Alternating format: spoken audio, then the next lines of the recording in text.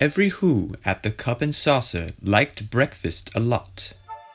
But the Grinch, who lived just next to the cup, did not. The Grinch hated breakfast, the whole breakfast menu. And even more, he hated our cozy breakfast venue. It could be, perhaps, that his shoes were too tight. It could be that his head wasn't screwed on just right.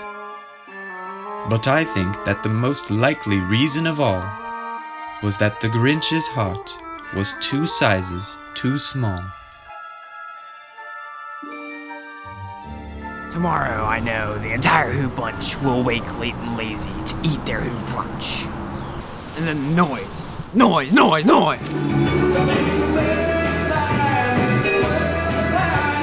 There's one thing I hate. It's the noise!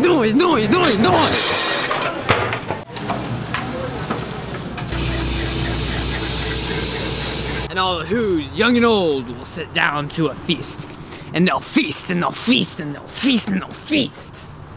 And then they'll do something that I hate most of all. All the Who's down in Hillville will start singing. Bahoo-tore, welcome Christmas, Kringle-Light.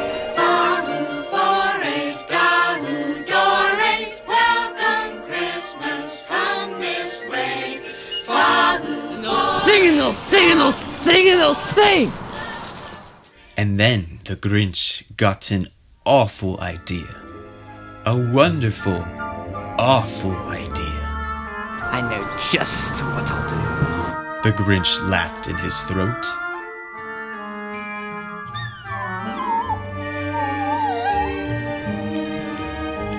And he chuckled and clucked. What a great Grinchy trick!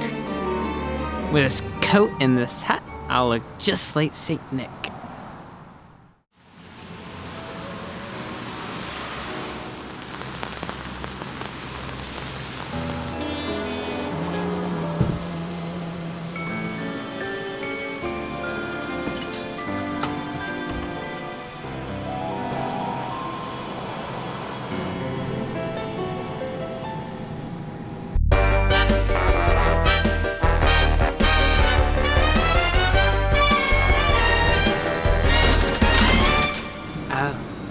You're a mean one, Mr. Grinch. You really are a heel. You're as cuddly as a cactus. You're as charming as an eel, Mr. Grinch. You're a bad banana with a greasy black peel.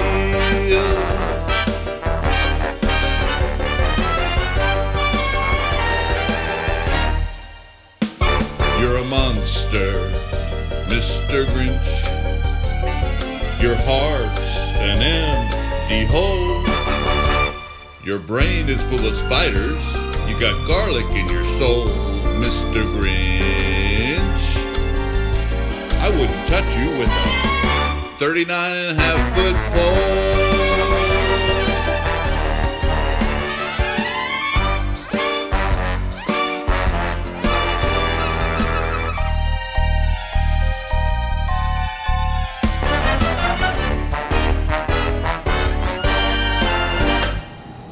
Delicious! As the Grinch took the pies and started to shove, he heard a small sound like the coo of a dove. The Grinch turned to see none other than Cindy Lou Who was no older than 22. Santa Claus? Why? Why are you stealing our dream pies? Why? But you know, that old Grinch was so smart and so slick, he thought up a lie, and he thought it up quick. Why, my sweet little tot, The fake Santa Claus lied. there's a bit more frosting here on one side. So I must take it back to my shop. I'll frost it up there and bring it back here. His fib fooled the girl. Then he patted her on the head, got her a warm drink, and sent her to bed. The 3 words that best describe you are as follows, and I quote, stink, stank, stunk.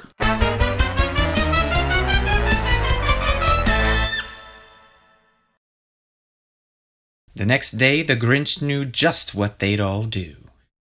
They'd stare at their empty plates and cry, boo-hoo. The Grinch took the food. Grinch, give me the food now! That's a noise Grinned the Grinch, that I simply must hear. and the Grinch put a hand to his ear. And he did hear a sound rising and starting to grow. We don't need any breakfast. All we need is Christmas cheer. Doris, welcome Christmas, bring your light. Dabu Forest, Dabu Doris, welcome in the cold dark night. Welcome Christmas, Dabu. But this sound wasn't sad. Oh no. This sound sounded glad. He hadn't stopped breakfast from coming. It came. It came without coffee. It came without bacon. It came without eggs and grits and pancakes. He puzzled and puzzled till his puzzler was sore. And the Grinch thought of something he hadn't before.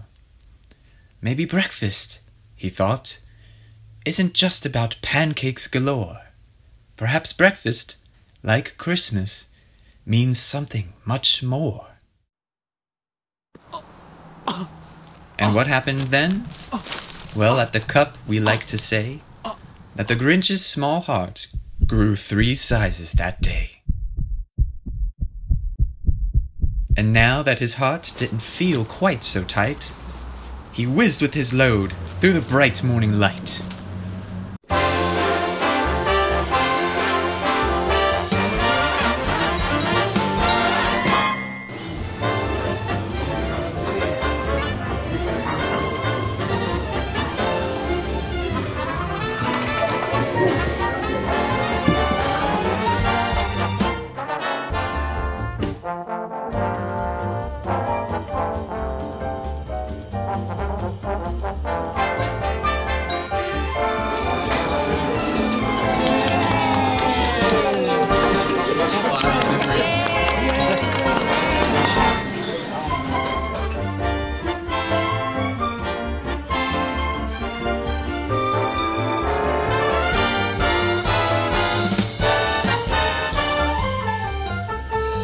Put him in the chair, cheer! Put him in the chair, cheer! Grinch, place your rear in the chair of cheer. Don't mind if I do.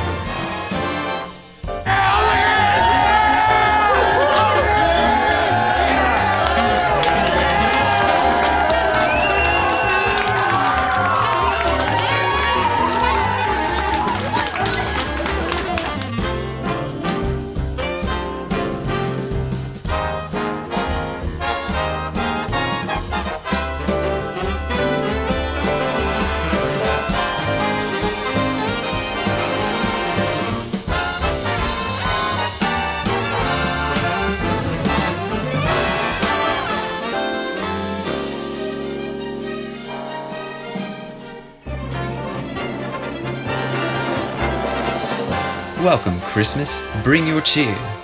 Cheer to all who's far and near. Christmas Day is in our grasp, so long as we have hands to grasp. Christmas Day will always be just as long as we have we.